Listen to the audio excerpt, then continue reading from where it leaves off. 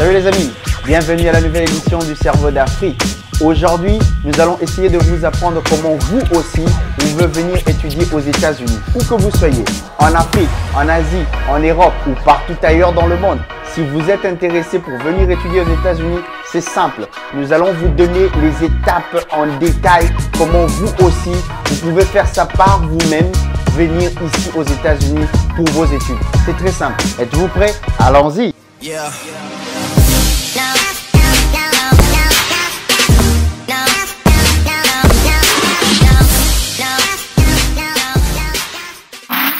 Alors, beaucoup d'entre nous pensent que venir étudier aux États-Unis est une démarche très complexe. Non, pas vraiment. Alors, pour venir étudier aux États-Unis, ce n'est pas vraiment aussi difficile comme on le pense. C'est vraiment très simple. Nous allons vous donner les étapes disponibles que vous pouvez aussi utiliser de votre côté et par vous-même et prendre l'admission et venir étudier aux États-Unis. Alors, nous allons vous donner des étapes. Il vous suffit seulement de prendre ces étapes, de le mettre en pratique et le tour sera joué. Êtes-vous prêts? Allons-y. Alors, le premier point, c'est comment obtenir votre admission, votre inscription dans une université aux États-Unis. Alors, c'est simple. Allons sur Google. Alors, nous allons taper les universités aux États-Unis, simplement. Tapez les universités aux États-Unis pour trouver une université. Vous allez voir toute une liste des universités aux États-Unis. Alors, il y a beaucoup d'universités aux États-Unis en fonction des États. Et voilà. Alors, ici, nous voyons vraiment toute une liste des universités. Nous allons essayer de pouvoir être un peu plus précis. Vous voyez? Alors, nous allons essayer de pouvoir trouver une université en Arizona. J'ai seulement pris un État seulement par sélection. Alors, nous allons essayer de prendre un État au hasard, Arizona. Et quand vous allez sur Arizona, voici les universités d'Arizona. Arizona, c'est seulement un État aussi aux États-Unis. Alors, nous allons essayer de voir l'université de Grand Canyon. Alors, voici, c'est Grand Canyon. Vous allez cliquer sur le website pour voir un peu leur site internet. Alors, voici le site de Grand Canyon. Alors, quand vous arrivez là-bas, c'est toujours important de voir d'abord qu'est-ce que vous cherchez. Si vous cherchez un bachelor, alors c'est toujours important parce que le bachelor, ce sera dans l'undergrad. Alors, si vous cherchez le master, ce sera dans le graduate. Alors, il faut toujours voir le undergraduate et puis le graduate en fonction de votre demande. Alors, il est important de trouver dans chaque université quelles sont les conditions pour obtenir leurs propres admissions. C'est toujours important de pouvoir obtenir ça parce qu'il y a des universités qui vous demandent d'avoir un test anglais, ça veut dire le TOEFL. Il y a des universités qui vous demandent aussi de ne pas avoir ça. Vous pouvez venir pour faire l'anglais ici si vous ne connaissez pas l'anglais et tout ce qui arrive. Alors, il faut toujours savoir comment vérifier toutes ces informations.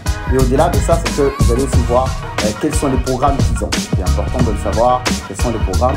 Pour nous, alors comme vous voyez ici, nous voulons voir d'abord les conditions d'admission. Admission requirement. Alors, vous allez essayer de pouvoir lire tout ça.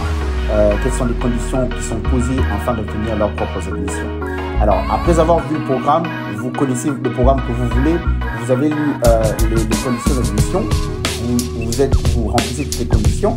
Alors, c'est là que vous allez cliquer sur Start on Campus. C'est toujours important. Il ne faut pas prendre celui de online. Il faut prendre on campus parce que vous voulez vous déplacer de votre pays pour venir aux États-Unis pour venir étudier. Alors, comme vous cliquez sur on campus, alors à partir de là, vous allez prendre le choix de votre cours. Qu'est-ce que vous voulez prendre comme truc? Alors, nous allons prendre un bachelor. Si vous voulez le master, vous allez mettre le master. Et c'est où que vous voulez prendre ça, en ligne ou en campus? Alors, il faut toujours prendre le campus, c'est toujours important. Et vous allez faire la sélection de votre programme. Ici, nous allons prendre le accounting, ça veut dire la comptabilité comptable. Alors, une fois vous trouvez, on va vous demander c'est quoi votre niveau. Alors, nous allons prendre le high school, ça veut dire que nous venons à peine de pouvoir finir les études humanitaires ou nous venons de prendre notre bac. Alors, et puis nous allons mettre des informations, quelle année que vous avez gradué, et puis votre école. Et ensuite, vous allez mettre votre prénom, votre nom de famille et votre pays. Nous allons seulement prendre l'Algérie, par exemple. Si vous êtes parti ailleurs, vous allez mettre votre pays. Et ensuite, vous allez mettre votre adresse électronique ou adresse email. Vous mettez votre email ici. Ensuite, vous allez mettre votre code postal. Alors, on va seulement créer quelque chose de ce genre. Et puis ensuite, voilà, nous allons mettre par exemple notre province, c'est Alger et tout ce qui va. Alors, vous cliquez et puis voilà, vous envoyez votre demande. Vous soumettez d'abord une demande comme ça. Alors, quand vous soumettez une demande comme ça, par la suite, on va vous répondre pour vous dire que bon, voilà, bienvenue chez nous et tout et tout. La plupart du truc, on vous demande de vraiment aller et puis voir les conditions ou aller créer par exemple un compte dans cette université, un compte étudiant. Alors on va vous envoyer tous ces liens-là. Quand vous soumettez d'abord une demande comme ça, vous dites bon voilà, je suis intéressé par votre programme et tout ce qui vient avec. Alors ensuite, l'université, quelqu'un de l'université, de l'admission va vous contacter par votre email. Alors généralement c'est toujours comme ça, vous allez communiquer plus par email. Alors vous recevez l'email et les emails généralement ça se présente comme celui-ci.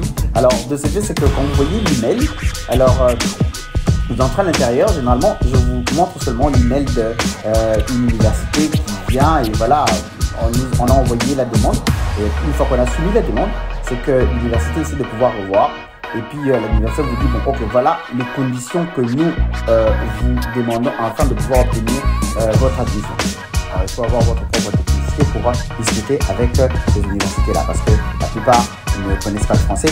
Alors il faut toujours utiliser des moyens plus adéquats pour essayer de pouvoir communiquer avec eux. Alors, une fois qu'on vous répond, on vous donne des conditions et tout, comme nous voyons ici. Alors, on nous a demandé pour des conditions, par exemple, pour un master, il faut donner aussi vos diplômes du graduat et on va vous demander de soumettre quelques bulletins aussi et ensuite vous relever des codes qu'on appelle. Alors, ensuite, on va vous demander aussi de pouvoir soumettre votre extrait bancaire et ensuite, on va vous demander aussi votre passeport. Alors, généralement, les passeports doivent être toujours valides de plus de 6 mois, pas moins de 6 mois de validité. C'est ça la condition pour la plupart des universités. Alors, supposons que vous avez communiqué avec une université de votre choix et ensuite vous avez eu des conditions et vous avez travaillé, vous avez maintenant rempli toutes les conditions. Ça veut dire que vous avez tous les documents qu'on vous a demandé et voilà, tous les documents sont prêts. Alors, une fois que tous les documents sont prêts et tout, alors vous soumettez vos documents. Alors, une fois que vous soumettez vos documents à l'université vérifie et voilà, une fois que l'université vérifie vos documents et tout, alors il est important de pouvoir retenir pour les extraits bancaires, c'est que l'université va mettre le prix ou la somme pour les extraits bancaires. Il y a des universités qui vont me demander que bon voilà, pour les extraits ça doit être par exemple plus de 30 000, plus de 35 000, plus de 20 000. Alors il faut vous trouver des extraits qui iront dans ces points-là. Alors supposons que vous avez soumis vos documents, l'université a accepté les documents, c'est par là que l'université va vous envoyer maintenant ce que nous appelons un I-20, ça veut dire un I-20. Alors, c'est le document de votre admission, c'est l'affirmation de votre admission. Alors, comme étudiant aux États-Unis, c'est le document le plus important pour votre parcours d'étudiant aux États-Unis.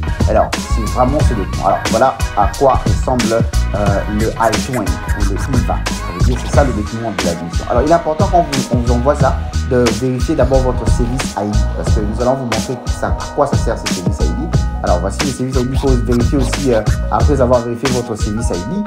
Alors il est important de pouvoir vérifier d'abord la classe de l'admission. Il faut toujours que ça soit F1 parce que F1 ça veut dire que c'est la classe d'étudiant, ça veut dire F1. Alors ensuite il faut vérifier votre nom, et il faut vérifier votre base de naissance, il faut vérifier aussi votre pays de naissance. Alors on va aussi mettre votre ville de naissance généralement. Alors il faut vérifier ça. Et ensuite il faut vérifier le nom de l'école. Alors il faut vérifier le nom de l'école, le nom de l'université je veux dire. Alors vous vérifiez ça. Alors il est aussi important de vérifier le code de l'université. Parce que on va vous montrer quand on va par la suite à quoi ça sert. Il faut aussi vérifier votre niveau. Vous cherchez quel genre d'études, un bachelor, un master, le cas ici c'est un master.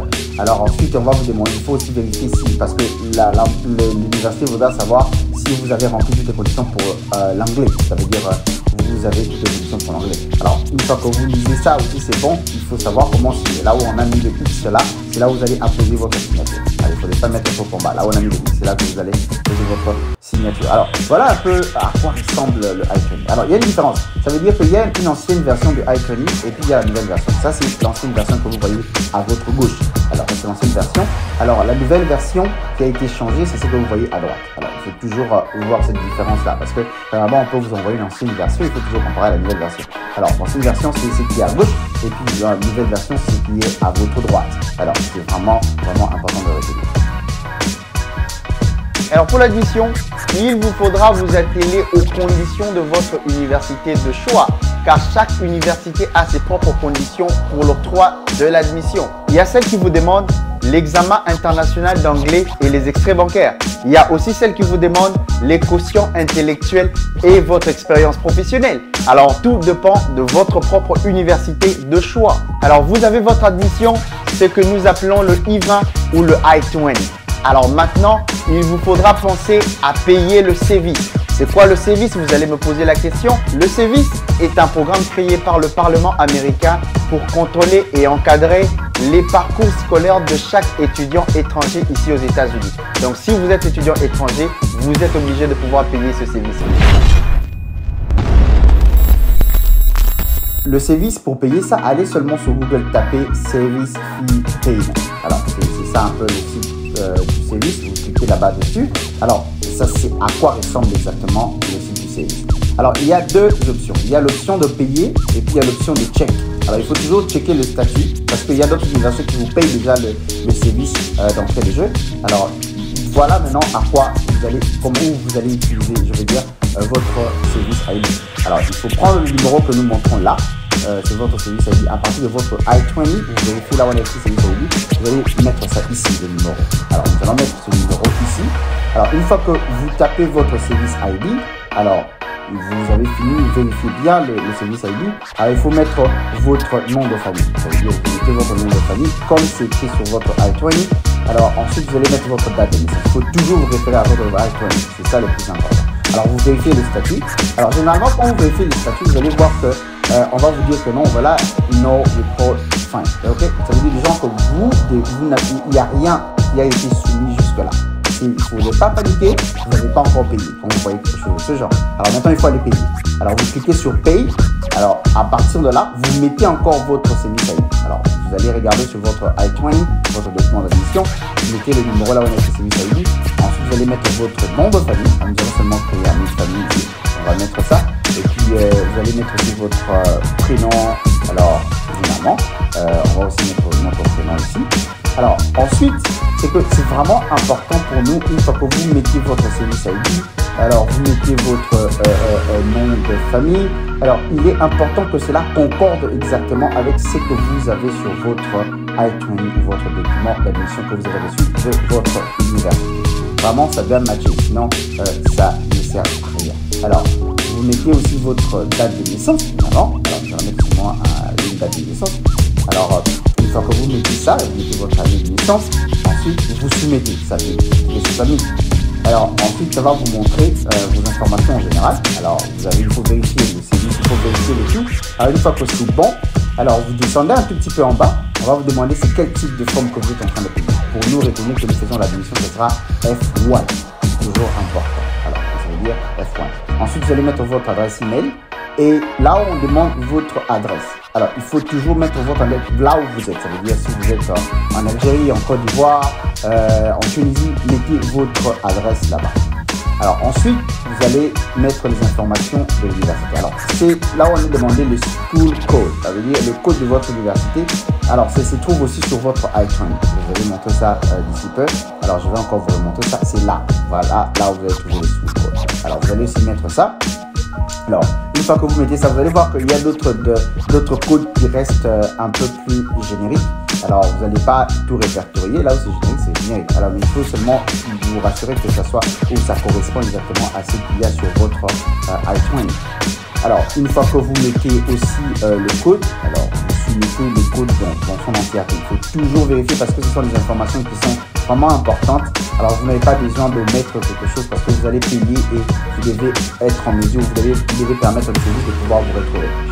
Et les frais à payer, généralement, c'est toujours $350. Alors, ça peut varier par rapport au temps, mais le prix, c'est toujours $350. Et vous validez, n'oubliez pas d'accepter là-bas et puis de cliquer sur continuer. Alors, on va vous donner un peu du vent à récap de ce que vous avez ici. Et ensuite, c'est là où intervient maintenant le deux types de paiement. Alors, comme je le disais, si vous n'êtes pas dans les pays où j'avais démontré, alors je vais vous expliquer encore ce genre de pays. Vous allez payer par check ou money order. Mais si vous n'êtes pas dans ces pays-là, il faut toujours payer par votre carte bancaire. Alors, la plupart à part les 4 ou 5 pays que je vais vous montrer, alors la plupart des pays, vous allez toujours payer par carte bancaire.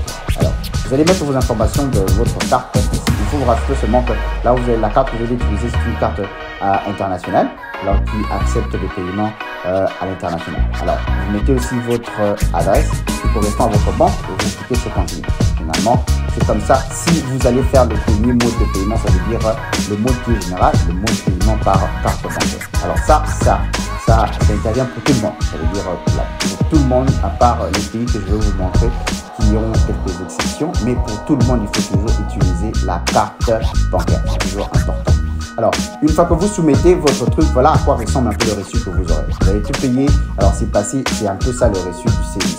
Ça, c'est l'évidence que vous faudrez garder parce que vous allez aussi amener ça au niveau de l'ambassade pour dire que voilà, vous allez payer votre service. Alors, comme je disais, les pays qui doivent payer pas par la carte bancaire, mais il faut utiliser le paiement par chèque ou il faut utiliser le Western Union Quick Pay. Alors, il y a un moyen, je vais vous montrer aussi comment vous allez payer par Western Union Quick Pay. Mais pour le pays comme le Cameroun, le Ghana, le Kenya, le Nigeria, la Gambie, alors ces pays doivent impérativement payer par Western Union Quick Pay. Alors, si vous êtes de ces pays, si vous êtes du Cameroun, ou vous êtes du Ghana, ou vous êtes du Kenya, il faut utiliser le Western Union Quick Pay. Alors, je vais vous montrer aussi à quoi exactement ressemble ce paiement-là. Comme ça va aussi vous donner ça va aussi vous aider. Alors, finalement, c'est vraiment l'exigence. Il n'y a pas de pourquoi, il n'y a pas de truc de raison pour cela. Voilà, ça, vous cliquez sur le lien que vous voyez en bas sur le site. Alors, ça vous explique comment vous devez procéder. Alors, évidemment, vous allez faire votre application en ligne. Une fois que vous faites votre application en ligne, on va vous générer un jeton que vous allez présenter au niveau de l'agent de Western Union. Alors, comment vous allez faire ça? Quand vous arrivez, après avoir rempli les informations, au lieu de faire le choix du credit card, de votre carte bancaire, vous allez faire le choix du money order ou Western Union, que vous voyez ici. Alors, une fois que vous cliquez là-bas, on va vous donner maintenant la sommation et on va vous donner un formulaire qui va correspondre à comme celui-ci. Alors, vous allez voir le formulaire. Et vous voyez en bas du formulaire, vous allez voir ça. Là, c'est écrit Western Union Form Field Required. Alors, ce sont les informations que vous êtes en train de voir maintenant. Que quand vous allez au niveau de Western Union, vous allez soumettre ça au niveau de l'agent pour dire que bon, voilà, je suis venu pour payer mon service de Western Union Quick Pay. Alors, vous allez leur donner ces informations. Alors, ça veut dire que les informations qui sont importantes à pouvoir donner, c'est là où vous êtes en train de voir. Ça veut dire company name. Alors, ça va, vous allez donner ça. Et là, on a écrit account number et puis amount. Et vous allez prendre ces jetons et vous allez aller soumettre au niveau de l'agent de Western Union. Et il va prendre ces informations et noter. Et ensuite, votre paiement sera procédé. Mais maintenant, une fois que vous payez sur Western Union Quick Pay, ça pourrait prendre 1 à 2 jours. Alors, pendant le 1 à 2 jours, une fois que c'est bon, alors c'est là qu'il faudrait maintenant rentrer sur le site de service, comme je vous ai montré ici, pour vérifier si votre paiement a été effectué d'une manière effective. Alors, vous allez voir que quand on avait fait avant, c'était not found. Alors, maintenant, vous allez voir que quand vous cliquez là-bas, il y aura une différence qui que voilà, ça a été déjà payé. Et ça va vous permettre maintenant de pouvoir générer votre reçu encore. C'est-à-dire le même reçu qu'on avait montré, que vous avez montré à quoi ça ressemble. Donc, vous aurez besoin de ces reçus-là pour montrer comme évidence au niveau de l'ambassade que vous avez déjà payé votre service fee. Alors, maintenant que vous avez payé votre service fee, il vous faudra maintenant penser à soumettre votre application pour une demande de visa. C'est simple. L'application s'appelle le DS-160, le DS-160. Êtes-vous prêts? Vous allez aller seulement sur Google, taper DS-160 Application. Alors, vous allez voir deux liens. Il faut toujours cliquer au bas, comme je suis en train de le montrer maintenant. Là, il ne faut pas cliquer sur Travel, il faut cliquer sur le deuxième. Alors, cliquez sur ça. Alors, une fois que vous cliquez sur ça, voici à quoi ressemble un peu l'application pour le DS-160. Il faut choisir votre langue. Hein. Il faut toujours choisir votre langue. Alors, je vais prendre le français. Alors, si vous voulez le français. Alors, mais généralement, ça ne traduit pas tout. Alors, prenons, par exemple, nous voulons faire le choix à partir de la Côte d'Ivoire. Alors, ça veut dire que au lieu de prendre par exemple l'Algérie, et puis vous êtes de la Côte d'Ivoire. Alors, on va faire le choix de la Côte d'Ivoire. Et puis, on va mettre le code, pardon. Et puis, vous allez prendre sur Start Application. Généralement, je vais vous montrer aussi l'importance de Retrieve Application. Mais nous allons commencer par Start Application parce que vous commencez avec. Alors, vous cliquez là-bas dessus. Ensuite, vous allez accepter les conditions et tout. Alors, ensuite, vous allez aller en bas. Alors, déjà, il faut commencer à prendre un papier et commencer déjà à noter votre numéro d'application. Là où je suis en train de montrer le AA et tout. Notez ça quelque part. Prenez un papier, notez ça. C'est déjà important parce que je vais vous montrer aussi l'importance d'avoir votre papier. Alors, une fois que vous avez noté votre application, parce que nous allons utiliser ça au cas où, par exemple, nous sommes en train de remplir et que voilà, la page se ferme ou quelque chose de ce genre. Alors, comment récupérer l'application directement? C'est à zéro. Alors, vous notez ça sur un papier Et ensuite, on va vous demander une question de sécurité. Il faut toujours noter cette question de sécurité aussi. Vous essayez n'importe quoi, vous pouvez aussi faire votre traduction. Alors si ce n'est pas en français, c'est pas visible chez vous. Et vous mettez la réponse et vous écrivez ça quelque part. Ensuite, alors nous allons maintenant commencer à remplir notre application. Alors on va vous demander votre nom de famille et puis votre prénom. Écrivez aussi ça, c'est aussi important, écrivez ça sur un papier. Ensuite, le reste, si vous n'avez pas besoin de pouvoir écrire, nous allons aller un peu plus vite. Alors, c'est quoi votre pays? On va prendre la Côte d'Ivoire. C'est quoi votre cité? On va prendre Abidjan. Et puis, votre national ID. Alors, généralement, c'est toujours votre carte d'identité et tout. Alors, là aussi, social security et puis tout ce qui vient avec. Alors, vous n'avez pas besoin de pouvoir vous mettez seulement des interplaces. Alors, vous cliquez là-bas dessus. Ensuite, il faut faire le choix de ce que vous êtes en train d'aller étudier. Ça veut dire qu'il faut toujours faire le choix du F1. Nous sommes en train de chercher le F1. Pour l'initiation, le visa étudiant. Vous ne pouvez pas prendre d'autres catégories. C'est vraiment important de faire le choix ici. Prenons le F, c'est la catégorie étudiant, c'est F. Ensuite, on va vous demander c'est quelle spécificité, c'est student. Alors, F1. Alors, vous prenez ça. Alors, une fois que vous prenez ça, c'est bon. Alors, on va vous demander est-ce que vous planifiez déjà voyager et tout. Alors, non, on n'a pas encore de planification comme étant truc, mais on va vous demander, bon, ok, je compte voyager d'ici peu. Alors, il faut toujours mettre ça en fonction de. Vous allez venir aux États-Unis pour venir étudier. Si votre cours va prendre 2 ans, mettez 2 ans. Si ça va prendre 4 ans, mettez 4 ans, 5 ans, 5 ans. Alors, comme vous voulez. Alors, ensuite, on va vous demander il faut mettre votre adresse. Il faut toujours mettre l'adresse de l'université. L'adresse de l'université. Alors, et on va vous demander qui va payer vos études généralement. Alors, si c'est vous-même, mettez vous-même. Si c'est votre employé, mettez votre employé. Si c'est vos parents, généralement, il faut toujours mettre other person. Alors, on va vous demander si c'est qui. Vous allez mettre le nom des cas de vos parents et tout ce qui vient avec pour avancer. Alors, nous allons aller un peu plus vite pour ne pas perdre beaucoup de temps parce que c'est aussi une application qui prend un peu de temps pour la remplir. Mais il faut prendre votre temps, vous rassurer que tout ce que vous mettez ici, c'est vraiment vous et vous allez vous souvenir de ça parce que ce sont des applications qu'on va utiliser généralement pour votre interview quand vous allez aller au niveau de l'ambassade. Alors, c'est vraiment important de comprendre ça. Alors, si vous ne comprenez pas, vous trouvez ou mettez un Google Translate, essayez de pouvoir traduire ça pour mettre des bonnes réponses sur votre côté. Alors, c'est toujours important de le savoir. Voilà. Alors, ensuite, on va vous demander aussi, quand on vous demande votre présence sur les réseaux sociaux, il faut toujours mettre, en tout cas, tous les comptes que vous avez, Facebook, Instagram, tout ce que vous avez, mettez ça, c'est important parce qu'on utilise ça comme identifiant généralement. Alors, il faut toujours mettre ça. Mettez ça, et si vous avez encore d'autres comptes, alors cliquez sur Add another account. Alors, mettez tout ce qui vient avec comme des chances dans le montrer. Alors, nous allons seulement faire un choix d'autres réseaux sociaux. Et nous allons mettre pour notre exemple ici, nous allons seulement mettre Facebook et nous allons aussi prendre peut-être Instagram. Et si vous voulez créer votre nom d'utilisateur là-bas, et puis on va passer. Alors, nous allons aller un peu plus vite. Alors, on va vous demander si les contacts de la personne au niveau des États-Unis que vous allez qui va être votre point de contact. Alors, vous allez seulement mettre au niveau les contacts de l'université. C'est toujours important. Il faut toujours mettre le contact au niveau de l'université. Alors, pour avancer. Alors, nous allons aller un peu plus vite. Alors, vraiment aller un peu plus vite par rapport à l'application. Alors, pour essayer de avancer. Comme je le disais, supposons que vous êtes en train de remplir et que vous avez une session hors de truc, ça veut dire le time out. Alors, c'est là où intervient maintenant l'importance d'avoir noté ce que je vous disais d'avoir noté. Parce que là, maintenant, si vous avez eu un problème de connexion ou, je sais pas moi, coupure d'électricité ou tout ce qui vient avec, alors, comment récupérer votre application? C'est simple. Alors, vous allez faire le choix de votre pays encore une fois de plus, comme nous, on avait fait la Côte d'Ivoire. Vous écrivez le puzzle et ensuite, vous allez aller, au lieu de commencer sur ça, vous allez aller récupérer votre application, Retrieve. Alors, c'est là que vous allez mettre l'application ou le numéro d'application que vous avez noté sur votre papier au départ, comme je vous avais dit. Mettez ça. Alors, vous écrivez ça. Voici le nom ou le numéro de l'application que nous avons essayé de pouvoir écrire sur notre papier.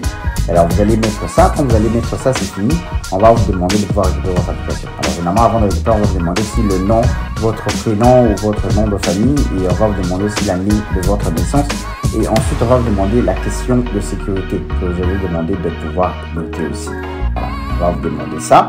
Alors, une fois que vous remplissez tous ces éléments-là, et si ça match, c'est bon. Si ça ne matche pas, vous ne saurez pas récupérer votre application. Donc, c'est l'importance de pouvoir écrire ça sur papier. Ensuite, vous récupérez votre application là où vous vous êtes arrêté avant l'interruption. Et puis, vous essayez de pouvoir avancer. Là où c'est le Service ID, il faut toujours mettre, comme je vous avais dit, référez-vous sur votre I-20, votre document d'admission, et écrivez le numéro qui se trouve là-bas, le Service ID qui se trouve là-bas. C'est toujours important de pouvoir le retenir.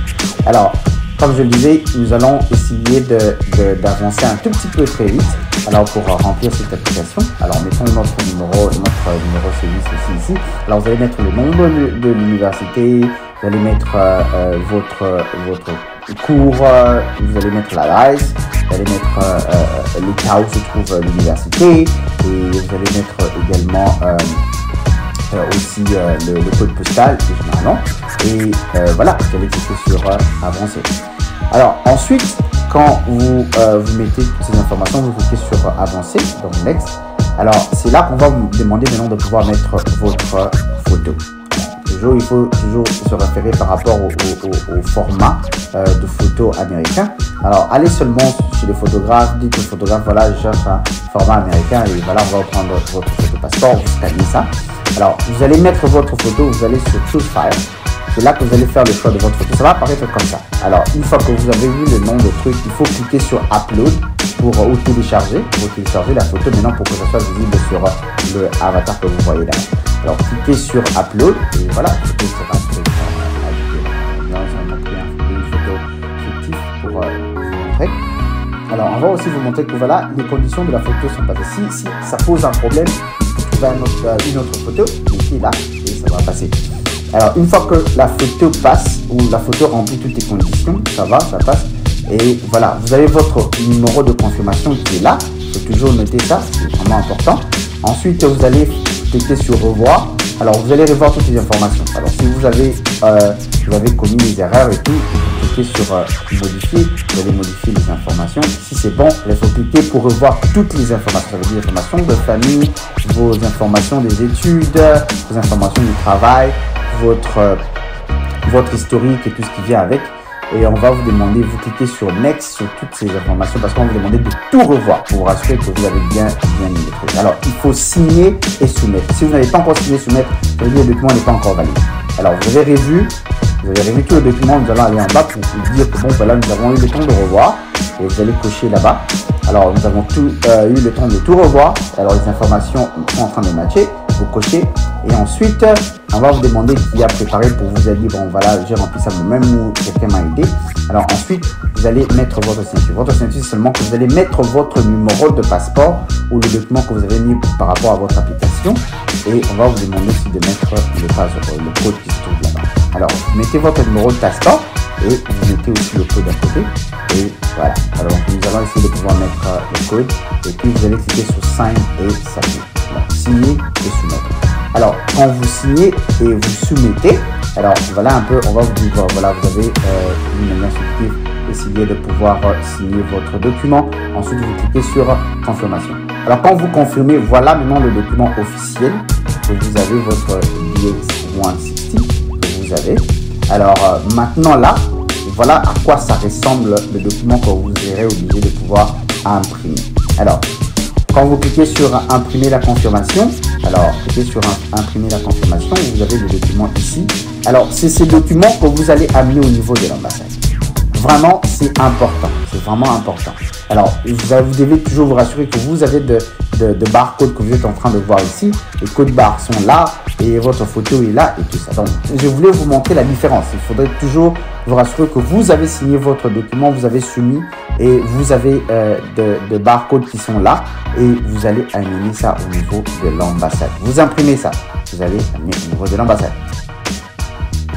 Alors, il est important de savoir que toutes les informations que vous avez pu mettre sur votre application de DS-160 seront utilisées pour votre interview. Alors, il est de grande importance de pouvoir être sûr des informations avant de soumettre cette application.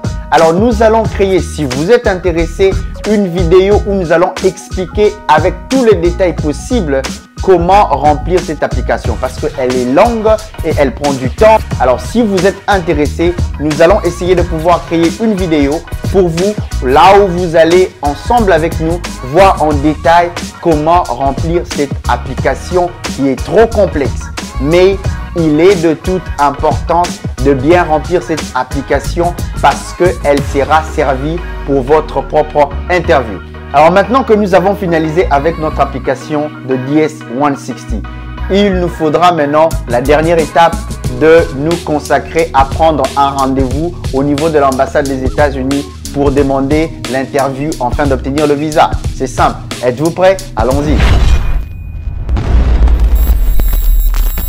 Alors pour faire votre demande d'entretien, allez sur Google, tapez seulement US Travel Gap sur Google. Vous allez voir ces liens ici. Alors cliquez dessus pour faire votre interview. Alors ensuite vous allez aller sur là en bas, cliquez sur OK. Sur le document, c'est juste une déclaration. Et ensuite, vous allez faire le choix de votre continent. Supposons que nous sommes en Afrique, parce que nous sommes en train de travailler sur la Côte d'Ivoire. On prend l'Afrique, vous allez trouver votre pays. Alors nous allons faire le choix de la Côte d'Ivoire. Vous cliquez sur la Côte d'Ivoire. Ensuite, une fois que vous cliquez sur la Côte d'Ivoire, on va vous demander si vous voulez changer la langue. C'est toujours important, changer la langue. Vous mettez ça sur le français. Alors voilà à quoi ressemble un peu votre truc. Alors ensuite, généralement, c'est que l'on vous demande de faire, une fois que vous êtes ici pour postuler pour l'interview, il faut toujours commencer par créer le compte. Alors nous allons créer le compte. Si vous n'avez pas encore créé un compte, vous allez créer un compte pour votre adresse email. Toujours important. Alors, nous mettons un peu seulement l'adresse fictive là-bas. Nous allons mettre gmail.com et puis nous allons mettre le prénom. Olivier, nous allons prendre le nom de famille aussi, et puis nous allons créer juste un mot de passe, finalement pour ces comptes-ci. Alors, mettez un mot de passe, et alors on va trouver seulement un mot de passe fictif, et puis soumettre là. Ensuite, quand vous mettez déjà le mot de passe, on va vous demander de confirmer le même mot de passe. Vous essayez de pouvoir confirmer ça aussi. Alors, quand vous confirmez votre propre mot de passe, c'est bon. N'oubliez pas de lire la règle de confidentialité, de sélectionner la petite case que vous voyez là-bas. Parce que si vous ne sélectionnez pas ça, ça ne va pas vous permettre de pouvoir avancer. Alors, il faut toujours sélectionner la petite case et puis essayer de mettre votre code de conclusion. Alors, une fois que vous sélectionnez, vous mettez ça. Alors, voilà à quoi ressemble un peu quand vous entrez. Alors maintenant, une fois que c'est bon, alors vous allez sur une nouvelle demande. Alors vous prendre un rendez-vous. Alors sur la demande, vous voulez prendre un rendez-vous pour le visa. Alors c'est quel type de visa? Nous allons prendre un visa non immigrant parce que nous voulons prendre le visa étudiant. Le visa étudiant c'est un visa non immigrant. Alors on va vous donner un peu le truc ici pour prendre le rendez-vous. Cliquez sur OK, continuez. Alors une fois que vous continuez, on va vous demander aussi de sélectionner votre catégorie. Alors, c'est quoi, quel type de visa que vous voulez prendre? Alors, nous allons prendre le visa étudiant. Alors, vous allez, parce que nous avons vu notre catégorie, c'est toujours F1. Voilà. Nous cliquons et nous avançons. De quel type de catégorie? Alors, nous allons prendre F2, F1, M1. Nous allons prendre F1, catégorie étudiant. Et nous allons continuer. Alors, ensuite, une fois que c'est bon, vous allez accepter les conditions. Alors, une fois que vous acceptez les conditions, ensuite, une fois les conditions acceptées, alors on va vous demander d'écrire votre numéro de passeport, la date d'émission du numéro de passeport, et ensuite, on va vous demander c'est quel pays vous avez reçu le numéro de passeport. Vous allez prendre la Côte d'Ivoire, et puis ensuite, on va vous demander aussi la date d'expiration. Alors, vous allez mettre ça, votre date de naissance, vous allez mettre ça aussi également, et c'est quoi votre nationalité. Vous allez aussi essayer de mettre la Côte d'Ivoire, par exemple, pour notre exemple ici. Alors, on va vous demander aussi votre prénom, votre nom de famille, votre pays de naissance. Vous allez mettre la Côte d'Ivoire. Et on va vous demander quel genre êtes-vous. On va prendre normal. Si vous êtes femelle, vous allez aussi mettre féminin. Alors, ensuite, on va vous demander votre numéro de confirmation de DS-160. Alors, c'est important. Alors, on a rempli ça. On a rempli ça déjà. Alors, on va seulement copier les DS qu'on a rempli et puis on va mettre là. C'est important de vérifier les documents et de mettre le numéro proprement. Donc, vous allez mettre votre numéro de téléphone. Ensuite, vous allez, si vous en avez deux, c'est toujours important d'avoir deux numéros de téléphone au cas où l'ambassade vous a contacté. Et vous allez mettre votre adresse. Alors, nous allons seulement créer une adresse 12 Abidjan et aussi la ville. On va prendre la ville d'Abidjan. Alors, le numéro du service. Comme j'avais dit, il faut toujours mettre ça. Vous allez mettre le numéro du DS 160, vous allez mettre aussi le numéro de votre service. Alors, le numéro du service, vous mettez ça et puis vous mettez aussi le nom de votre université. Là où vous voulez aller étudier, vous mettez ça. Ensuite, une fois que c'est écrit, vous allez mettre aussi le code postal de l'université. Alors, toutes ces informations, vous allez prendre ça au niveau de votre I-20, votre document d'admission. Alors, une fois que c'est bon, cliquez sur continuer. Et voilà, on va vous poser quelques questions. Est-ce que vous êtes résident permanent de la Côte d'Ivoire? Oui. Alors, est-ce qu'il y a d'ici 5 ans, est-ce que vous avez reçu un visa I-20? Vous allez dire non, par exemple. Si c'est oui, par rapport à votre femme, mettez oui. Donc, ça veut dire veuillez comprendre toutes les questions avant de pouvoir répondre à ces questions. C'est vraiment important. Si c'est en anglais, traduisez. Trouvez un Google français seulement là sur Google. Traduisez, ça a été traduit. Alors, généralement, je vais vraiment insister ici. Alors, ça dépend des pays. Il y a beaucoup de pays qui ont aussi d'autres modes de paiement.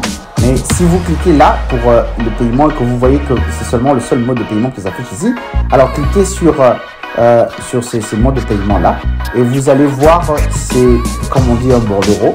Alors, vous allez voir ça, on cliquez ici pour voir toutes les options de paiement. Alors, si vous avez d'autres paiements pour payer par exemple en ligne pour d'autres pays parce que ça s'applique, alors vous pouvez utiliser votre paiement par carte bancaire. Mais pour notre cas ici, par exemple pour la Côte d'Ivoire, alors vous allez prendre seulement, vous allez trouver seulement comment vous donner un bordereau. Alors, ces bordereaux, vous allez prendre la somme à payer et ces bordereaux, on va vous mettre quand vous avez la somme à payer de l'autre côté, vous allez voir les instructions en bas. Alors, on va vous envoyer par rapport à une banque. Ça veut dire que par exemple pour la Côte d'Ivoire, on va vous demander de pouvoir aller sur le GT. Alors, ça dépend de votre pays. On va correspondre ça à la banque américaine dans votre pays. Alors, une fois que c'est bon et que vous voyez toutes les informations qui sont dans le bordereau, vous allez aller au niveau de cette banque pour effectuer le paiement. Alors, le paiement, c'est généralement 160 actuellement, mais ça peut varier en fonction de votre pays. Alors, vous allez effectuer le paiement. Ça veut dire que vous allez à la banque, par exemple, pour le cas ici, on vous a envoyé chez GT Bank. Alors, dans d'autres pays, on va aussi vous envoyer, si c'est par exemple le Congo, on peut vous envoyer à la World Bank. Alors, si c'est dans d'autres pays, ça dépend de votre pays. Mais vous n'êtes pas obligé de faire le choix. C'est l'ambassade qui va faire le choix sur la banque et vous n'allez seulement qu'aller vous présenter vers la banque et payer. Alors, une fois que vous allez à la banque, vous allez soumettre ces bordereaux ou ce petit jeton et vous allez dire comment voilà, je suis venu pour payer le frais de l'interview pour l'ambassade des États-Unis. On va vous orienter et voilà, vous allez présenter ces bordereaux, ils vont prendre ça et puis vous allez payer votre argent et ils vont confirmer. Alors une fois que vous payez votre argent et que c'est confirmé, c'est là que vous allez maintenant rentrer sur le site parce qu'on va vous donner un numéro de reçu que vous allez obtenir là-bas une fois que vous avez effectué votre paiement. Vous allez prendre ça et vous allez mettre ça ici.